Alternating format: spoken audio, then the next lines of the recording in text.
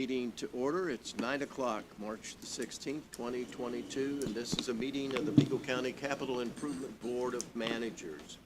Mr. Brambo, will you call the roll, please? Steve Witt. Here. Chris Schweitzer. Here. John Marvel. Here. Duke Bennett. Here. Dave Patterson. Here. Emily Crapo. Here. Terry Conley. Here. Thank you. Are there any additions or revisions to today's agenda? Hearing none.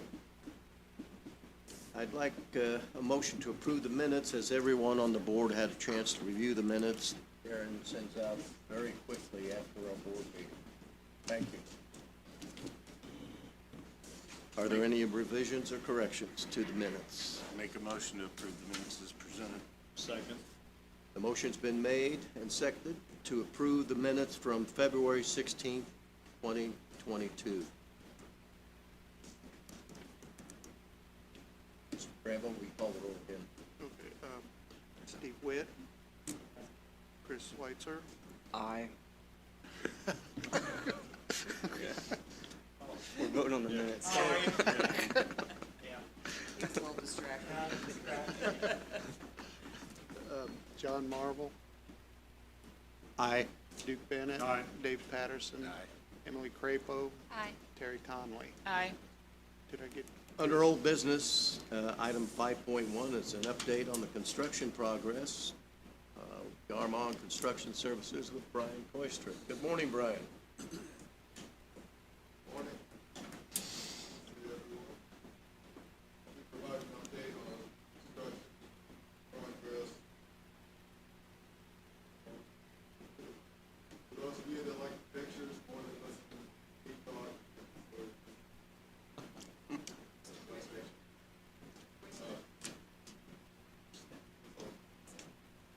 Must be.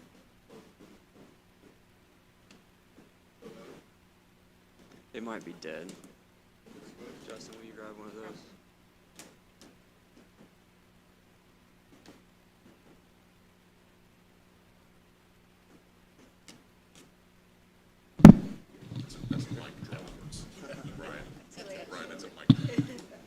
Testing, how's that? Okay. Budget.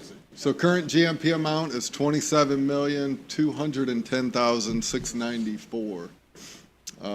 That reflects a change of $34,620 via change order 16, which really added two items. It was additional speakers that were requested in the pre-function and main corridor of the convention center, as well as an ADA, a push-button operator that will control the doors in the Hilton Garden Inn connector. Schedule, we are substantially complete, which is a kind of a defined contractual term that means the facility is able to be used for its intended purposes. So we're not final complete, but we're close. The certificate of occupancy inspection was performed on March 1st, and then we received the certificate of substantial completion, which comes from the architect of record. We received that on March 3rd. So two milestones in the completion of the project are complete. Closeout activities, I'll just run through some things that have been taking place over the last month. The first of which was CSO, the architect, performed their punch list. We received that list, and we are working diligently on it, and we'll have it complete by March 25th, which is a week from this coming Friday. Remaining site work, we've talked at length about that over the last few months. We're waiting on better weather. That weather has arrived, and we anticipate that work to be complete no later than a week from this Friday. So really probably by the end of this week, the work on the north side of the facility near Cherry Street will be complete, and then a couple more pours along Wabash Avenue, and that'll wrap up all the site concrete. So happy to see that being completed, kind of in accordance with the plan. Owner training, so have gone through a number of items of owner training. We have 3 remaining, one being the kitchen equipment. I think at Tennille's request, we're waiting on some staff to get put in place before we conduct that training. The cart access equipment, I think, is scheduled for next week, and then elevator training will also take place next week as well. Closeout documents, so this consists of O&M manuals or operation and maintenance manuals, which is really the the instruction manual on the building, how to maintain and care for certain products in the building, as well as as-built drawings, so marked up drawings that reflect exactly how the building was constructed, dimensioning, things of that nature. All of those documents were submitted on March 14th to the architect. That's the process. We submit that information to them, they review it, approve it, and then it gets turned over to the owner. Attic stock materials, so additional carpet tile, ceiling tiles, a wide variety of things, paint, etc. Those were all transferred to the owner on March 15th. Keys, we've got every key to the building. It's not just doors, it's toilet paper holders and access panels and a variety of things. Those are all tagged and ready to be transferred, and we're going to do that at the end of this week. And then the last item, utilities, which were in Garmong's name, those have since been transferred over to the CIB on March 3rd. A few inspections, just to give you a feel for kind of what closing out a project looks like, and the authorities having jurisdiction that have been involved. The Vigo County Health Department, they've been on site and have signed off on the facility. The certificate of occupancy inspection, which I mentioned before, which is a combination of the city building inspector and representatives from the Terre Haute Fire Department. They've walked the building and we've received their approval. The fire alarm system has been tested and checked out, as well as the fire protection system. The Ansel system, so that is in the kitchen, you've got a large fume hood. It has its own fire suppression system. That has been tested and signed off on. State elevator inspection. The convention center was tested a couple weeks ago, and we've got that certificate. The parking garage, they're coming out. The state will be out next Wednesday to inspect the parking garage elevators. And then the final one was the roof inspection. So I believe we've got a Firestone roof, Carlisle roof. So representatives from Carlisle come out, inspect the roof, and that really is what initiates the warranty on the roof. So that inspection's been completed. And paperwork for all of this will be submitted as part of the turnover package that we talked about a minute ago. Just brief overview on the Larry Bird Museum. It's not listed on here, but the scrim or the screen that goes on the windows temporarily of the museum, that started going up yesterday. So if you drive by, you'll see that. We are waiting on the next round of drawings from CSO, still have yet to receive those. We anticipate them any day. And once we receive those drawings, probably need a week and a half, possibly 2 weeks to send that out to subcontractors, get pricing, and submit that for review and approval. We're hoping to have that complete by the 25th, but as we wait on the drawings, that date might need to push.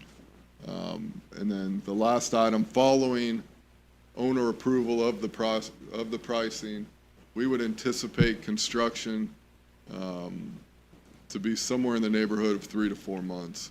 There's really not that much work that goes into the facility. It's more procurement of the materials. There's a glass vestibule that goes inside the entrance to the museum, and just that material alone is 8 to 10 weeks to receive. So that'll slow down the process somewhat, but once once we get those materials ordered, we'll have a better idea on duration, but right now we're thinking somewhere in the 3 to 4 month time frame. And I should add, that is to turn the museum into what I would call a white box. Drywall's hung, painted, ceilings painted. There's some storage rooms, those are constructed, doors are on, but that's really the extent of it. And then I think the final phase of the museum would be once the exhibit design or the final design of the museum is completed, that will be the final phase. So what I'm referring to is just kind of the make-ready phase of converting that space in preparation for the final round of drawings. With that, I'd be happy to answer any questions. Not one picture. Well, kind of. That counts as a picture. Dang.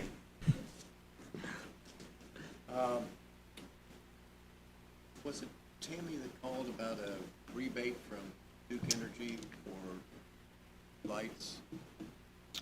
I'm not sure if she called, but I can talk about it. We, I think in conjunction with Spectra and maybe some others, completed the paperwork for Duke's energy efficient incentives.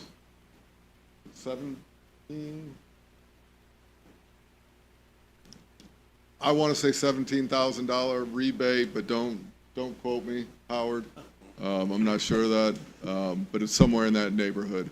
But that paperwork's been submitted, reviewed. I don't think we've had any feedback or questions from them, so I would anticipate that money coming sometime soon. And I know I've had conversations with Rick Berger, and he's aware of it. And We got it, Brian. We received oh, you it. did? Okay. Yeah, we got it in the mail. There you go. How much was it? I want to say 13,000. 13? So don't quote Okay. that either, Howard, but it's somewhere Nobody around else there. quoted today. Brian, you maybe think police station was 17. Was it? Okay. We got that like 2 months after. Okay. Yeah, we've done the police station, we've done the jail, we've done the convention center, so they're all kind of, Yeah, so the jail was upwards of like $34,000 Yes. worth of rebates. yeah. That's a good deal. Yeah. May I ask it, Mr. President? So utilities and all been turned over, right? Yes, Yeah, so Spectra's got those bills coming. they do. Okay, great. Yep. Board, have any questions of, you'll be back next month, right? I'll be here as long as you want me. Okay. Thank you. Which, by the way, our Nations Group contract has expired No, it's not. It expires April April 30th. 30th. But the current payment should, they're paid in advance monthly, so the current payment that was approved, I presume, by the finance committee. Yeah. Should be the last one. And I was gonna bring this up later, since you brought it up. Sorry.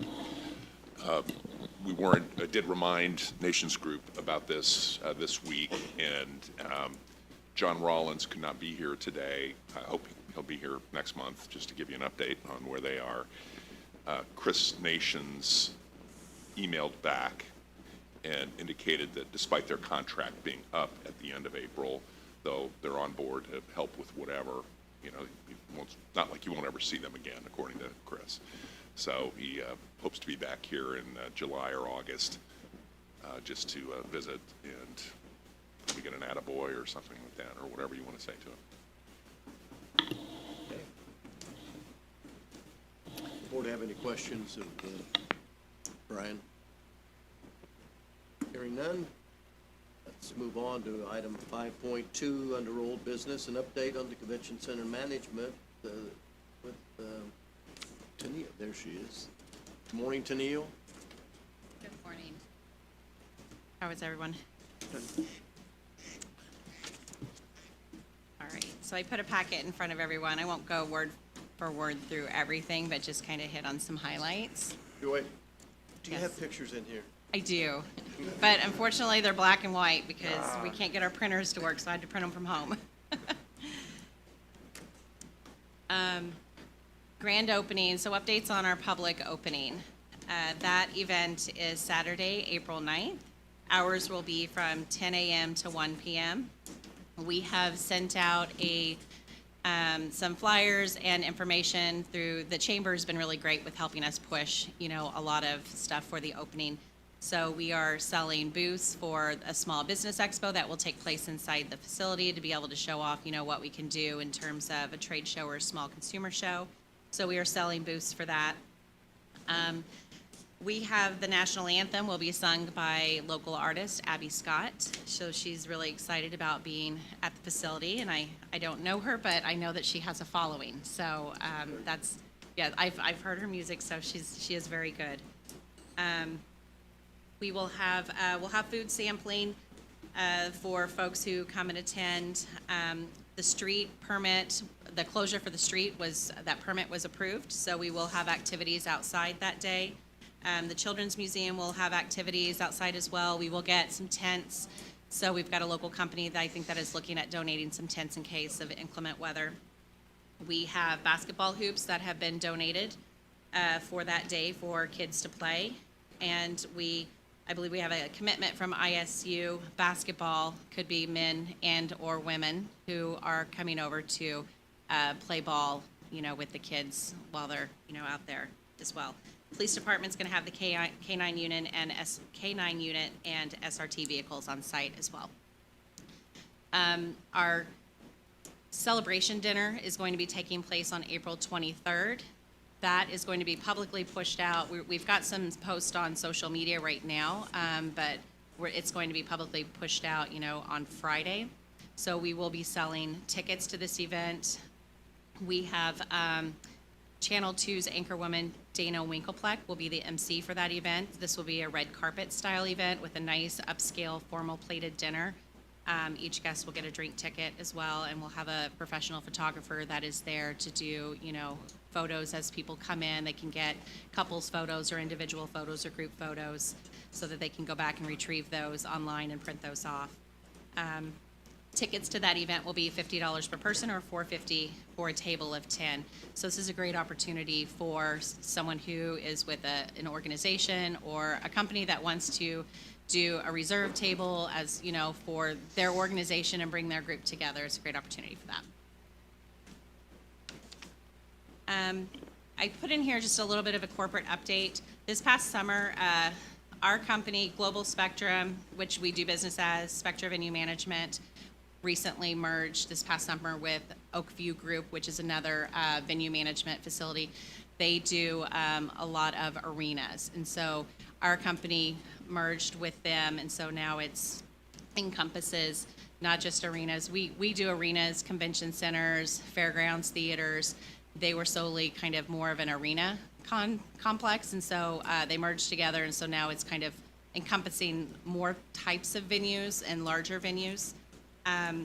Recently, they had announced that our company name will now change to OVG 360. So you'll start to see Spectra go away, and we'll start having OVG 360 on everything. So that will be on our anything that we have logoed, instead of it being Spectra, it'll change to that. All of our license agreements will still remain Global Spectrum, but instead of DBA Spectra Venue Management, it will go to OVG 360. So our agreements that we have with clients, that one little bit will change on there too. Our company legal name will still stay the same. And then we did have a vaccine mandate that was in place for all staff, and OVG has now done away with that. So now employees are not required to have vaccinations. Looking at operations, we went through a lot of training this past month, and that includes, several different folks from myself to our Director of Operations to Director of Food and Beverage, Martel, Director of Finance as well, but different things through the facility, from overhead doors to the irrigation to the boilers, the HVAC systems, parking, going through just different processes. We do have our kitchen training is set up for, I believe it's the 22nd or the 23rd. Operations has also been conducting a lot of interviews for part-time staff, and this is kind of across the board through all of our departments for the part-timers that we'll need, and it'll be an ongoing process.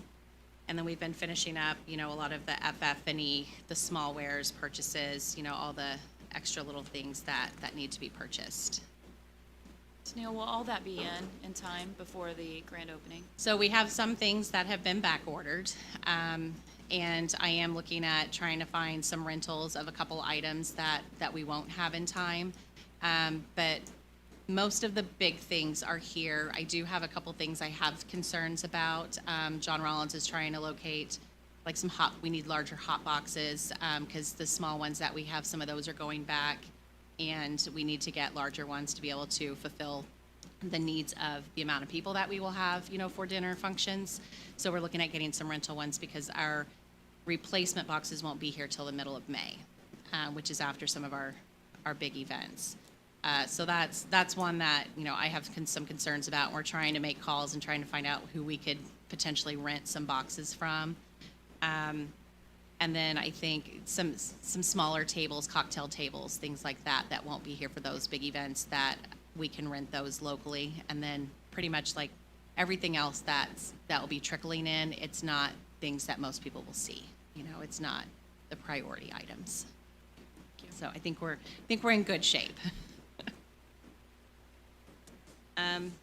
On the finance front and HR, we're working on our orientation manuals. We will have a employee training once we have most of our part-timers hired. Right before we start hosting events, we'll do a day where we bring in all of our part-time employees and do a training. So we're working on getting an orientation manual put together for them so that we can bring them together in one room, talk to them about our company, all together as a group, and then go through the different pieces of their jobs. So if we've got servers that we've hired, they'll break off and go do server trainings. And then we've got kitchen folks, they'll do some kitchen items, learning how to run some of the mechanics in the kitchen, the combi ovens and the dishwasher, and then operations, kind of understanding how to set rooms and things like that. So that's what our orientation manual will detail out for our new employees.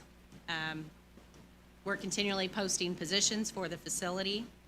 We will have a hiring fair. We actually have one today. So from today from 3 to 7, we will have our doors open for applicants to be able to come in and fill out applications.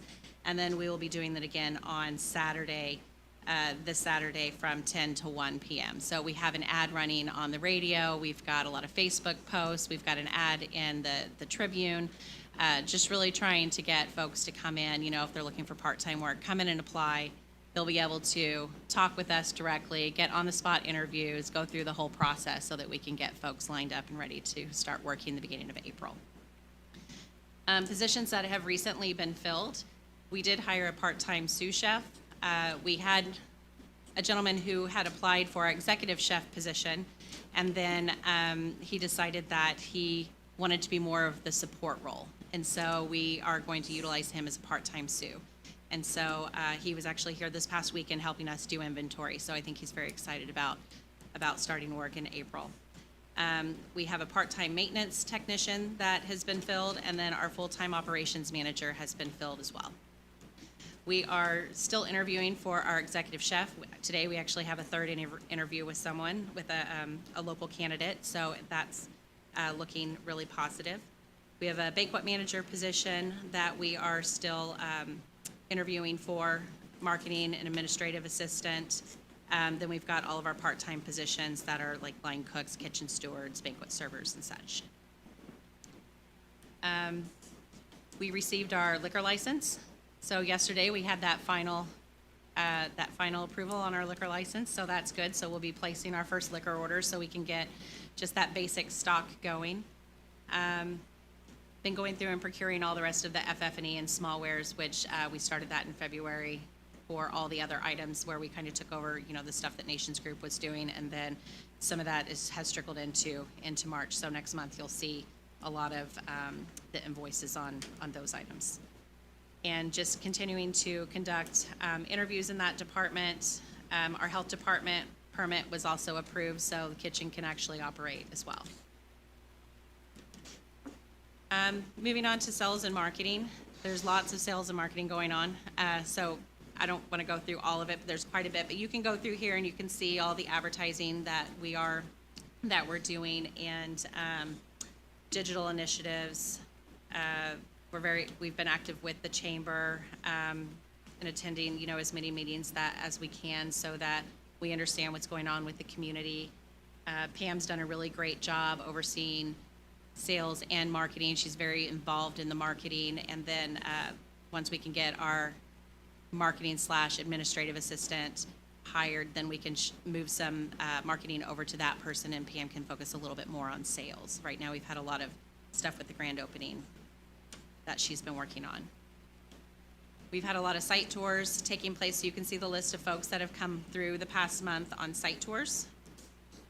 And we continue to do our $200 for 20 promo. We've had quite a few inquiries on that. Lots of proposals that are going out every day in small business, like group business, local stuff. Moving to our numbers, if you look at the page that has where we are as far as statistics. For 2022, we have 7 definite contracts, which total 195 room nights, and it's about $78,000 in business. We have 10 contracts that are out right now, waiting on those to come back. And then proposals that we currently have out for this year are 31. Looking at 2023, we have 1 definite group, brings 180 room nights, totals 33,000. And this is that fireman group that we've had for a little while on here. We have 2 contracts that have been sent to clients, and then we've got 8 proposals out. And then if you look at 2024, you can see we've got 1 contract out, and we've got a couple tentative groups. So 2024, we won't book as many out that far right now. It's primarily going to be 22 and 23 is where the focus will be. But our total funnel is over $500,000 in potential business right now. So it keeps going up, so it's a good sign. We're starting to see that come in. And I was touching base with Nate, our sales manager, yesterday, and he has an inbox full of, I think he had like 8 new inquiries that came in for proposals. So we constantly have inquiries coming in. It's just trying to keep up with getting the proposals out to clients now. We are, and one thing I didn't put on here, we will have a sales manager position that we are opening up. So Nate, our sales manager, has decided that he wants to pursue a business degree, and so he is going to go back to school. So he's going to continue to work for us, but at a part-time status. So he will, after next Friday, he'll go to probably about 20 to 25 hours a week. He loves what he does, and he's great at what he does, but he wants to get his degree, and so, you know, we can value that, and so we can keep him on as a part-time employee and then rehire his position. I will rehire a full-time salesperson. And then at the back, what I did was I just attached what the finance, or what we had sent Jason with Baker Tilly with the finance committee, the numbers for this past month, and then I gave you guys the copy of the Bates statement from January. We haven't received February's yet. And then one thing that, I don't know if we can talk about this, but once we do start hosting events, all of our financials will go into our actual accounting system. Right now, everything's kind of being done manually, but it will all go into Sage, which is what our company uses. Our month close typically happens right after this meeting, so we wouldn't have our financials completely closed. So when we report, it would be 2 months behind, unless we wanted to maybe consider moving this meeting back a week and maybe do it the last week of the month. Then we would have a close right before the meeting, and then that would be reporting on the previous month. So I don't know if that's something that maybe you guys want to consider. Might make it a little easier, you know, being able to look at financials, because if we, so say in June, we would normally be looking at April financials. Unless we move the meeting back, then we could look at May financials, because we would have a complete close. We don't need to know now is something that maybe you guys can discuss. Danielle, I do have a question. On the last page where you listed, obviously, the January expenses in February, obviously those are going to go up, but one thing that will go down, I assume, would be the FF&E Correct. expenses. Yes. Where do you stand? What do you still have left to purchase? Any large items at this point on your to-do list? We have a few items that, there have been a few things that have come up that, as we're going through, we're noticing, okay, well, we're missing this. It's not a lot. It's, I'm trying to sit here and think, like table linens. Right now, we've had a really difficult time finding a place to clean linens. And there are several companies out of Indianapolis, but they're not taking on new clients. And we have a company that we were working with that they only want our weekly business. So they don't want to do business with us because we can't guarantee them so much money a week, and it doesn't make a good business sense for us to commit to paying money for something that we don't need right now. So we're looking at, we found a local company that says they can do our linen, so we're gonna be looking at purchasing linen. So that's gonna be a few $1,000s, but we're gonna have a minimal cleaning fee rather than a large operating fee every week for linens. And so that's something that we're looking at this week, and getting pricing on what it would cost to go ahead and do all of those linens. I can put together a list of any of the outstanding items that we have. It's not a lot. I think we've gone through and purchased most of what we need. And when you see your statements for next month, you'll see where most of the rest of those purchases are, because a lot of those took place this month. I can't give you a dollar amount. Do you 'cause have a washer and dryer at home? I don't know. You know, Just I've take got a few 3 home. laundry baskets of kids' clothes sitting in there right now. All right, thank you. I don't think we need a list. I just wanted, obviously, the It's board not to a see substantial that amount. will change. We pretty much have most of everything that we need. It's just gonna be little things here and there, and there might be a few $1,000s here and there of something that we need. I purchased speed racks yesterday on our kitchen specs. It had originally 12 speed racks, so we realized there was a couple pieces from the kitchen that was back ordered, and we didn't know that, so we decided, okay, well, we need to do an inventory of the things, and so we found some things that were missing. And so we've been working through with John Rollins and trying to find out what's missing, how do we get some of these things. So I was under the understanding that some of the speed racks were taken off of the purchase, so I purchased the speed racks that we need yesterday. And so now I'm trying to see if John can go back and get a credit back from the kitchen companies to replenish, because we should have had those. So there's little things like that kind of popping up here and there. Anything else? Any other questions? You mentioned moving the meeting date. I think probably I'll let the finance committee look into that, and obviously there's a benefit to moving it. We've been at this date forever, but, I don't want to,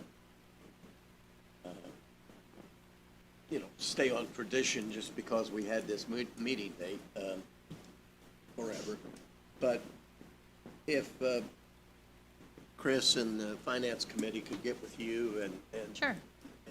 discuss it, then we'll vote on it next Okay. month.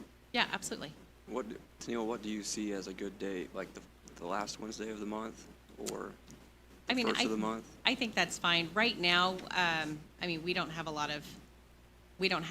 continuous business in the facility. And even if we wanted to move the meeting later over to the facility, we can always pencil things on the calendar there. But I don't have a preference as to what date it is. Okay. So would you say move it back, like a week? I would say moving it back a week, yeah.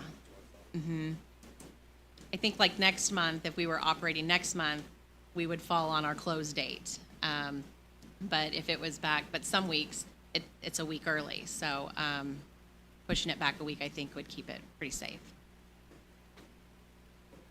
If you could get with Jason Yeah. to see how that's going to impact, would be a issue. No, I think it's probably advisable. We've known from the start, as we tried to work through this reporting requirement, that with the current meeting date, you're operating not with last month's figures, but the prior month's figures. So it would make sense to move the date. Or, if you're good, you just have old figures that you're going to be dealing with, so. And some of our buildings do that, where they're reporting 2 months behind. It's really what your preference is.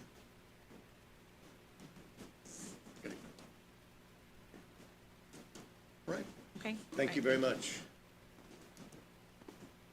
Item 5.3, under old business, is an update on the project budget.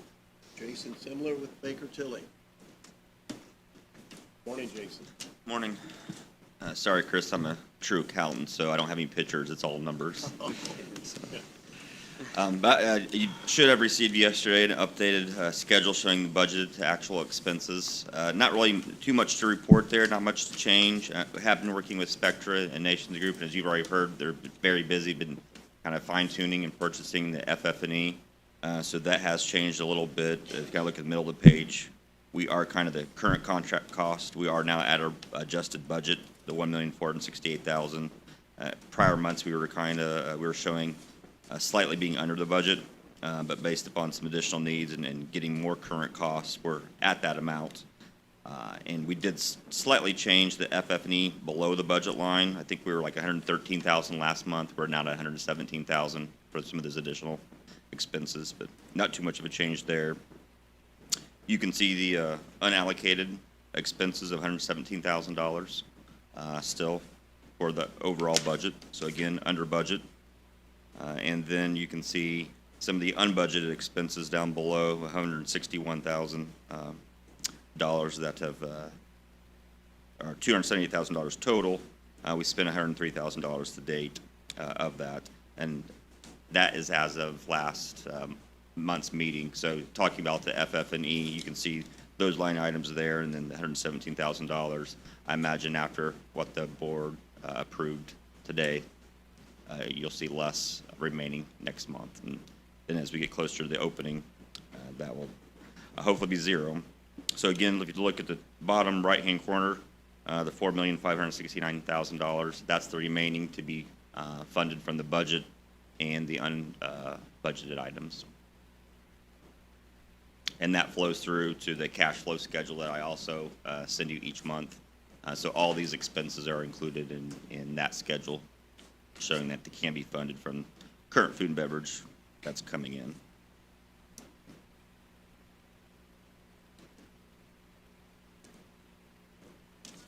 I'd be happy to answer any questions that you may have. So we still have, this may be with, more so with Brian and Mark, as far as the contingency, we still have remaining funds in the construction, just the construction of the museum with Garmong, correct? And when will that be finalized, Brian? I mean, I know we're turning keys over this month, but. Yeah, I think roughly 120,000 remains in construction contingency.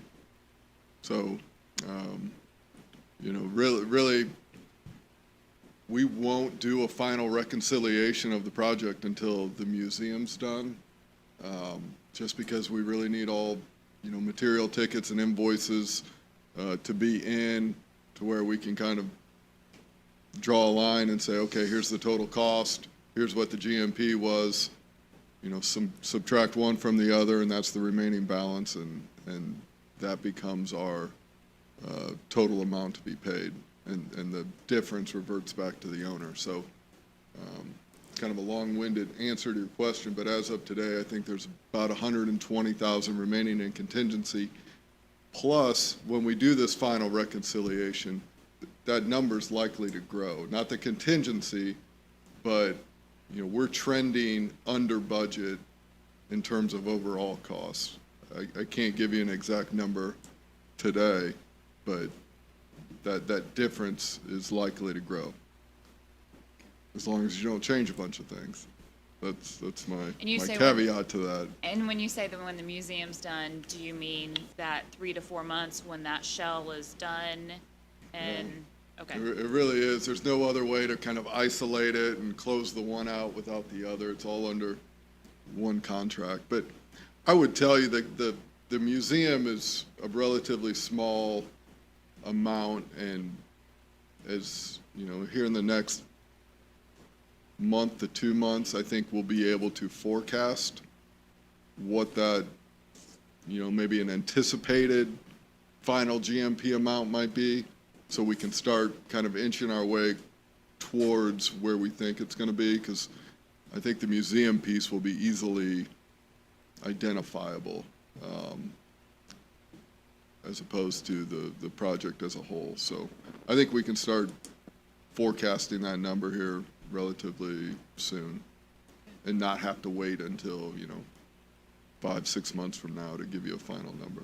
okay, all right, thank you.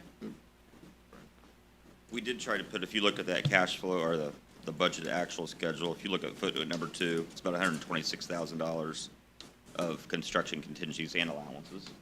So, and then, we've talked about this before, but we have broken out the Larry Burr Museum separately in there, so you can see there's $1,243,000 of the $1.5 million still remaining in that original budget. And where's the contingency on here? Footnote number 2, down there at the bottom. Ah.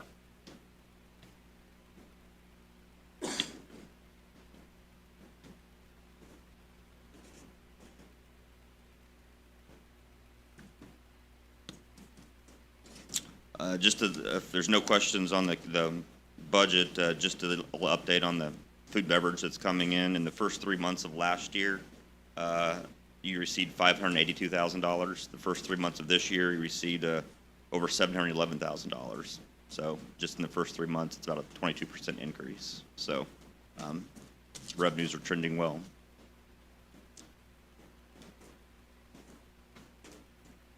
Thank you. Anyone have any other questions? Mayor, do you have one? Gary?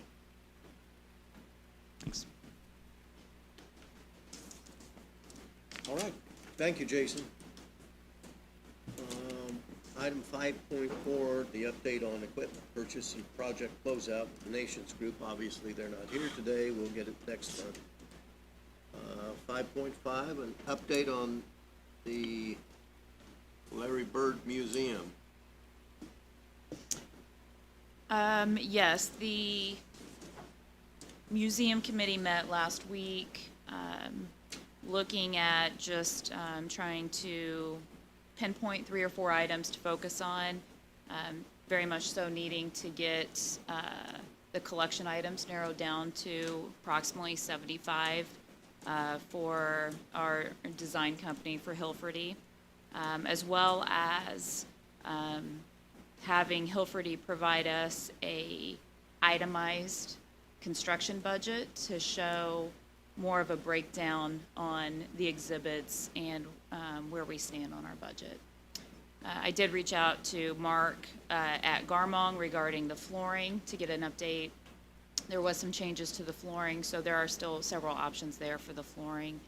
Mark, I don't know if you want to add anything, but we do have options. There are still several options that we can do for the flooring. So I do have a call with Mark Madursky later this afternoon, and we'll plan to meet here again in the next few weeks. So, any questions? I certainly hope we can get some figures from them. Terry, I had planned to ask for a motion from the board to give them 30 days to, it's been 2 years, trying to get a dollar figure on what that's going to cost. But they keep saying they need to know what kind of items we're going to have in it, and I've told them, counselors told them, you've told them, jerseys, a motorcycle is the biggest item, but that's not going to be in a display case, you know. I'll hold off on that motion until next month and see how you fare with them. Yeah, good luck, right, Terry? Good luck. Yes, so that is really the main concentration right now, that I agree, we need a breakdown of that budget, just as bad as, I'm sure just as they need a very detailed list of the collection as well. So we'll get it worked out. We come up with the 1.5 figure somehow, and we, meaning when the project first began, the Nations Group was charged with putting together the whole budget for the convention center and what everything would cost, and then the museum. They brought back to us a $1.5 million price tag. But we're at a loss, or I am, as to why Hilferty can't confirm that. And so I hope, as I said earlier, I hope that you have better luck than what I've had and what other people have had in trying to get figures out of that group. May I offer a clarification? We've tossed that $1.5 million figure around. So that included construction costs, which are being paid to Garmong, Yep. design fees, so the actual budget, I'm operating off memory here, but our contract, renegotiated contract with Hilferty has, I think, $953,000 worth of display planning. That was all explained to them. Yes, it's in writing, but I just don't want people to walk away and say we have $1.5 million, because that includes the shell and the additions that Garmong is in charge of. That includes Hilferty and Madursky's fees as well. So it's something like, it's less than $1 million of designed and constructed display items. With a contingency in there as well. There is built-in Yeah. contingency in that amount as well. I guess my point was, all that was taken into consideration at the very beginning of the project. Fees and Well, I'll give the designers, this was, I did not understand it, and I don't think it was articulated very well by your owner's representative. We just all saw that $1.5 million figure and didn't realize until we dove into it that it included construction costs for the shell, that it included design fees, and Madursky and Hilferty did not understand that either.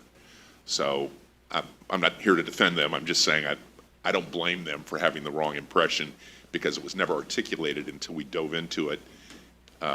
Actually, we insisted that it be dived into by the finance committee and others, and we drilled down into these actual figures. okay. Thank you. I'll need it.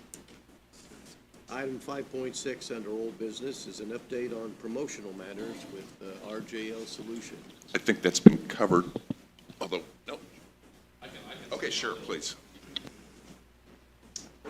TJ Collette with RJL Solutions. I'm filling in for Vittoria Meyer. Pretty much, yeah, Vittoria talked to Brian yesterday. This, I think we ended up on the agenda because of a letter that Vittoria had signed and spoke about at the last meeting, but that's all signed and moving forward. So other than that, no update. Thank you. 5.7, an update on legal matters. Brian Boswell. Sure, thank you, Mr. President, members of the board. Pardon my inclusion of RJL Solutions. I didn't want to send out a changed agenda for that, but for those of you, 3 of you weren't here at the last meeting, and they had a promotional letter that they wanted all the members to sign off on. Apparently that got all squared away on Friday after, I didn't know that until after I sent out the agenda. So a number of items that transpired, as Tennille indicated. The state issued the alcoholic beverage permit in the Capital Improvement Board name yesterday. You should be on the lookout for that to arrive, and we would like copies of everything. But we've got a number, and that's all Tennille needs to start acquiring stock and fully legal. Circulated the purchasing policy. Again, 3 of you weren't here last meeting. The committee, the remaining members of the board, made some alterations to the purchasing policy that was circulated. I'll just point those out to you. I did send a red line out to everyone. Food and beverage is removed from the purchasing policy restrictions because Spectra, now OVG 360, didn't want to be restricted in that regard, and quite frankly, appropriately so. The four members that were here moved to remove that. We also consolidated some of the purchasing requirements so that there weren't three tiers. There weren't four tiers, there were just three, which complies with Indiana law as well. So that is, I sent that out to you, should be in your possession when you need to refer to it. Gave you the Nations Group update already. We will do a contract audit. Brian did a very good job. I'm quite confident everything is covered in the GMP contract, but we do, at the closeout of a large project like this, we'll go through to be sure, and I'll confirm with Brian and Spectra that all deliverables have been made. There was a fast flurry when the building, I had 24 hours notice that the building was being turned over to the CIB. And so we worked with your insurance agent, the county's insurance agent, John Wright, and Tammy provided me with certificates that he submitted. Few things need to be changed, but the liability insurance is fully enforced. It includes the members of the board as well. Several of you asked about that. So the employees, officers, and directors of the board are covered as well.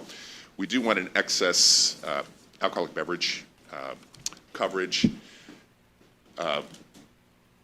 OVG 360 supplied us with their insurance certificates as well. They do have a liquor liability insurance that covers the board also. But we did ask for your agent to have some excess liability policy in there as well. So we'll follow up on that.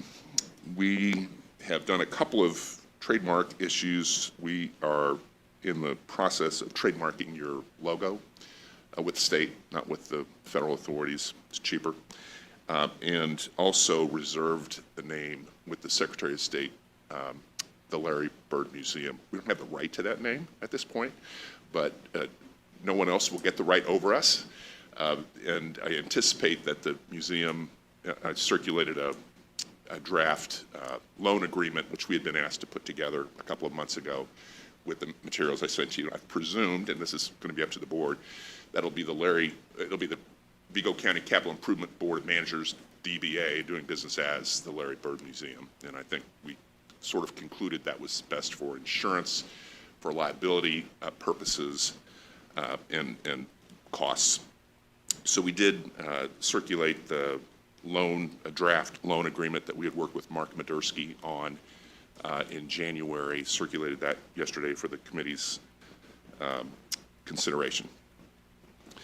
A couple of other items, don't forget, and Jason has it in the cash flow, that Spectra will be making a $275,000 payment to the CIB to be utilized at the CIB's discretion for promotion or whatever else you want to do with it. And we'll work with Tennille and Dave Anderson to be sure that that's in place.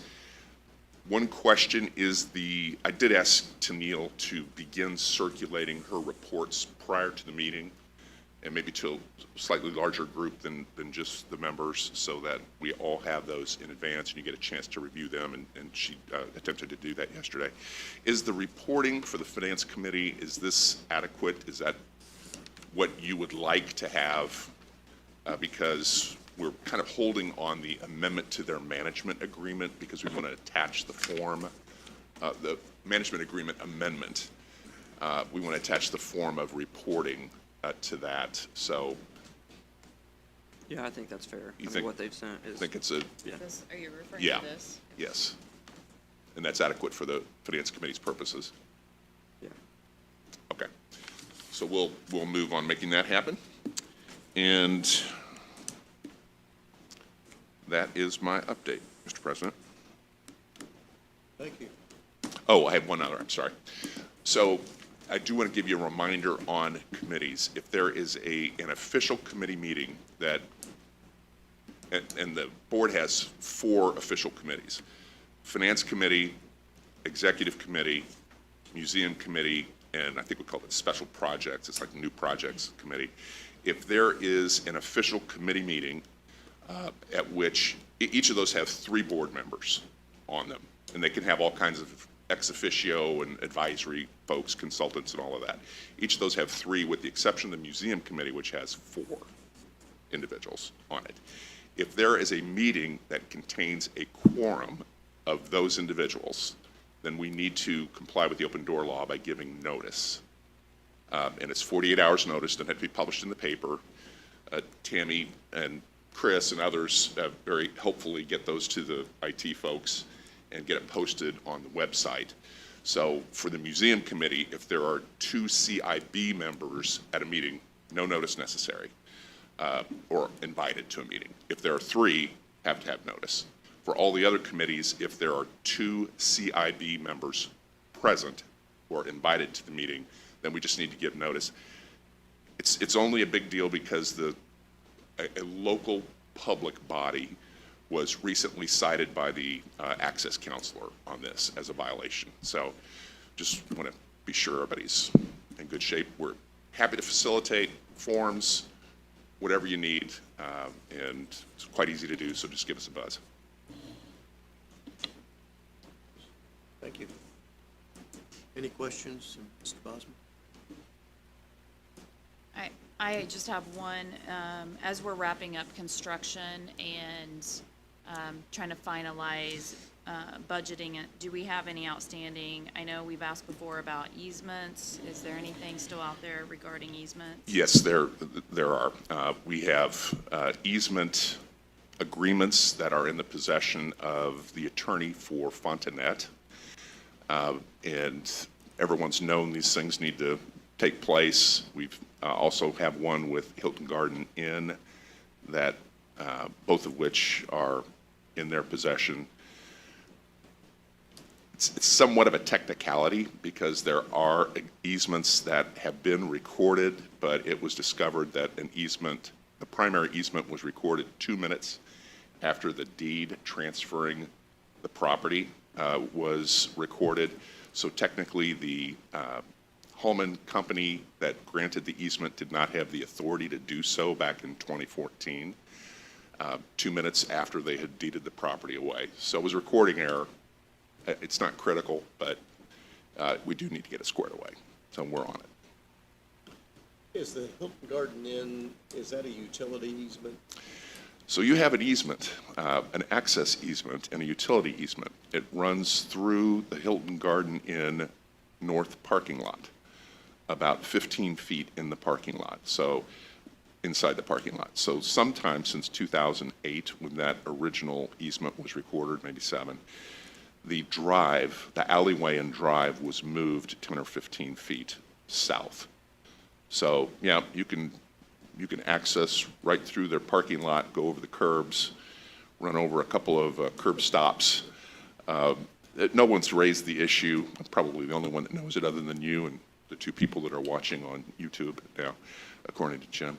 But we'll get those squared away. They won't fall off the radar screen. And it's to everyone's advantage to have it, all property owners.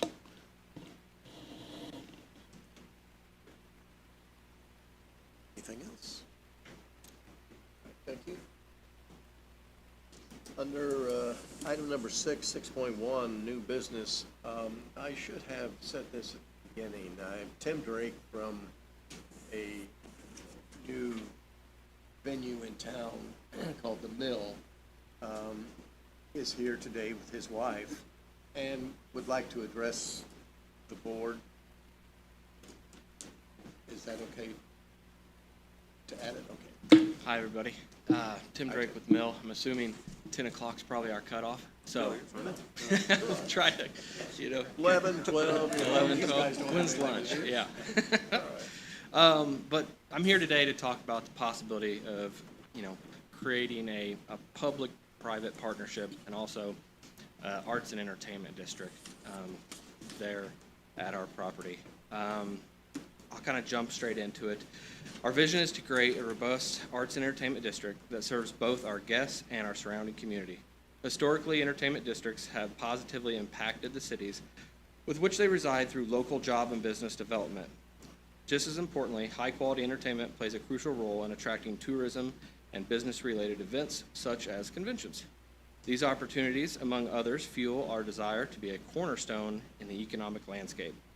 The key to great entertainment is to have a broad reach. To do this, we must cater to the needs of a vast majority of local residents and out-of-town visitors.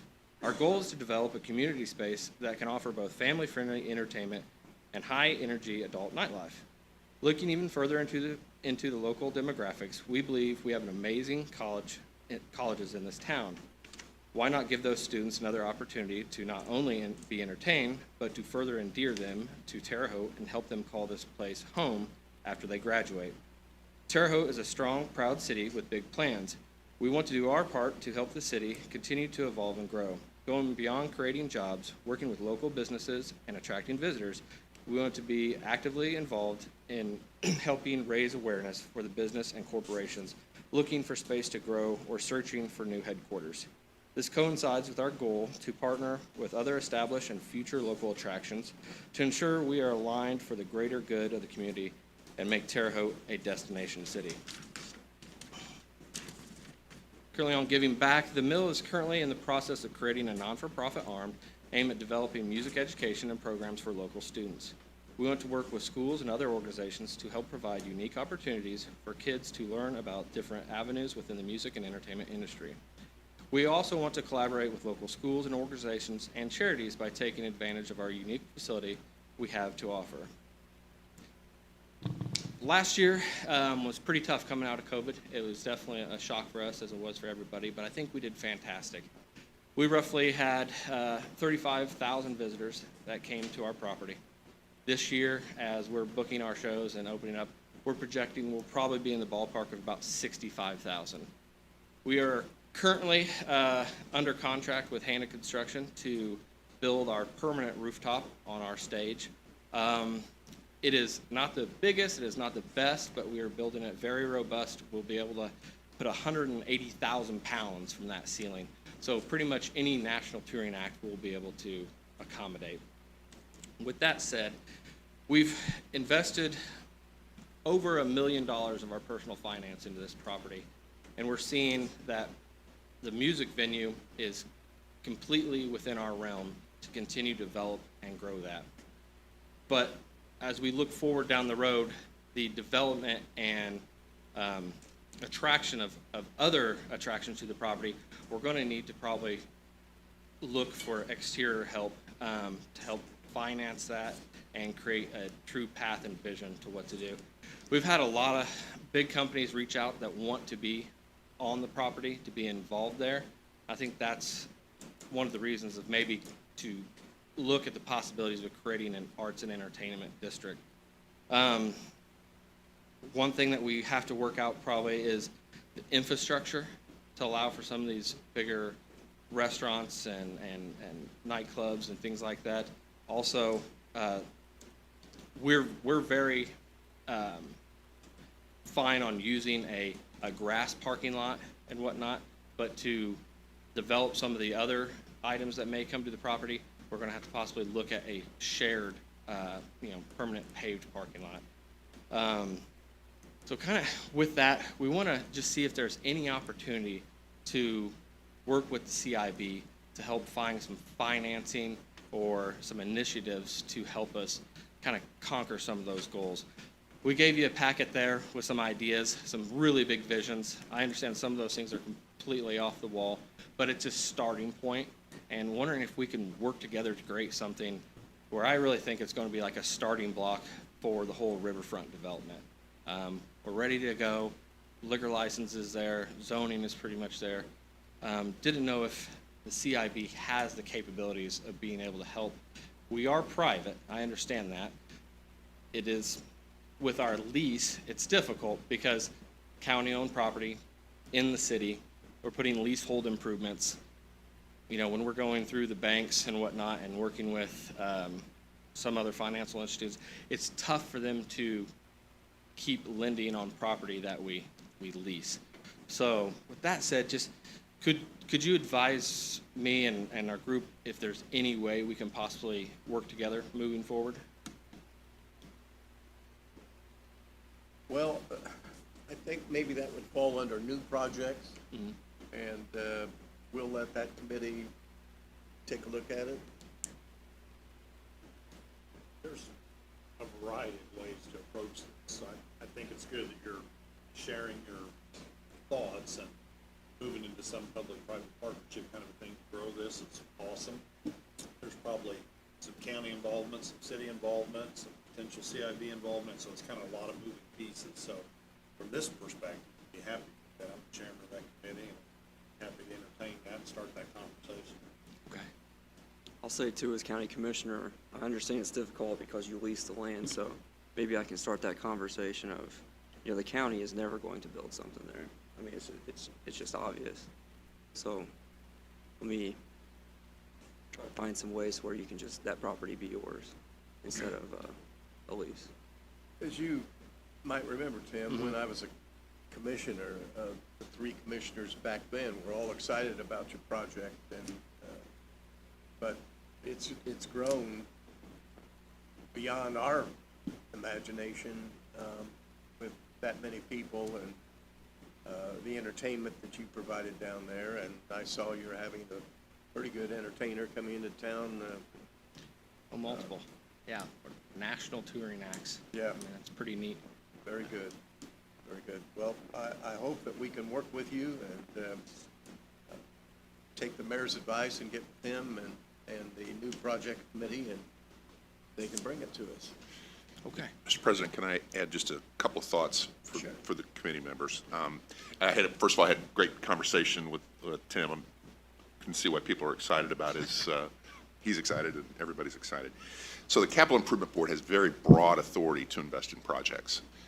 What's restrictive is your food and beverage tax, which is really your only source of income. So it can be used only for a facility that is used or will be used principally for convention or tourism related events or the arts, also wayfinding items. So I did share with Tim and Dave Patterson, who asked me to speak with Tim, that there probably will be some attention to investment by a public body in a private enterprise, for-profit enterprise. And then Tim asked about parking facilities. That is up your alley. And as long as it's a publicly owned and maintained facility, that would be entirely within your, and other infrastructure, sewage, that type of thing, be entirely up your alley with the food and beverage tax. So Brian, your opinion of us, the county commissioners, giving the land to him and it all be private, that's probably not a good idea if he needs some help with, and this is not CIB purview, but infrastructure things or something like that, or a parking garage or a parking lot. Since that's owned by the county, that's really the only way to continue to. You could certainly do it. I'm just thinking about the perception of public investment in a private for-profit enterprise. Okay. Mike. So maybe that space gets carved out, say, for municipal investment. Is that kind of what you're saying? That's kind of what I'm saying, I guess, Mayor, yeah. I just think there's probably a variety of ways to approach this. I don't know if any one is the right way or the wrong way. It's just, you know, there's a lot of options here, so we just got to figure out what the right approach is in order to have something. Absolutely. I think maybe I can get something to you as, you know, how do we eat this elephant? One bite at a time. Let's chop this up into maybe a little bit of construction background and maybe present to you, like, here's some steps, or maybe this is where we should possibly go first. And if you could advise me of what direction or where to go or what you may need to help that vision come to life, just let me know. We're eyes and ears. Anything we can do to help this move along and help the community, we're there for. So just please point us in a direction, and we'll do all the work. We just need to know where to go. So. Tim, I'd like to say publicly, I mean, my office, the CVB, has been working with Tim and Kelly, and I mean, this is just a wonderful opportunity for our community. And so I hope everybody collectively, be it legal, you know, political leadership, whatever, I think you'll find the expertise. I mean, there's going to be a lot of details, but this is really an exciting offering. I mean, as we stand here today, the cross-country course attracts about 50,000 people a year. That's our largest offering. I think Tim and Kelly have the potential to become the largest offering. And so I think that's exciting for our community, and I think it fits well with some of the other endeavors that are being planned. So, I think it's just gonna take a little time and expertise in a variety of areas. But I think there's a lot of good folks here that'll help support you and guide you through this process, so. I really Thank you appreciate for the your kind words. investment and all your energy. Yeah. Well, we're not gonna stop. We're in way too deep. Okay, again, thank you. I'll be in touch, and so we'll be back and forth. We'll go from there, okay? Thanks, folks. Appreciate it. Thank you, Tim. Thank you, Kelly. All right. Any other new business?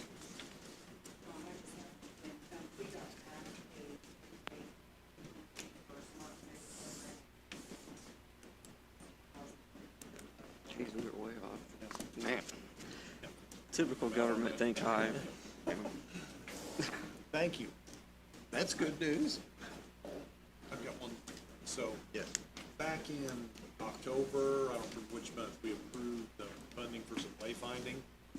So we need to facilitate writing a check. So I don't remember how we structured that. Do we pay the vendor directly, or do we work with, the arts group, the organization itself, and let them facilitate that?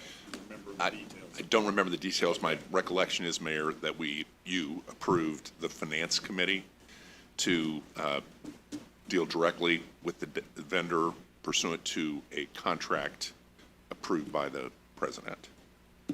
Okay. So it would be a That's- direct that's what I'm contract. just asking, how Yeah, we direct move forward, 'cause contract. We're ready to move forward with that project. Okay. And so just need to figure out how to facilitate. Yeah, if you'll have either the vendor or the arts group, whoever, reach out, Okay. we'll see to it that appropriate contracts put into place, which you've authorized the president to sign and the Finance Committee to finance. Okay. Yeah. Just one clarification. Yeah. That's it. If it's different than that, I'll email you. I'll email everyone, but that's my recollection. Any other questions or comments from the board?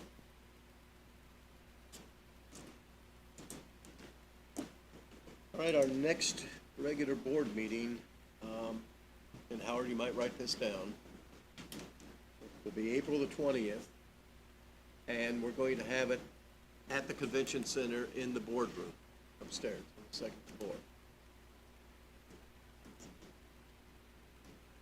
So our advertising, stuff like that. All right. If there's nothing further, we are adjourned.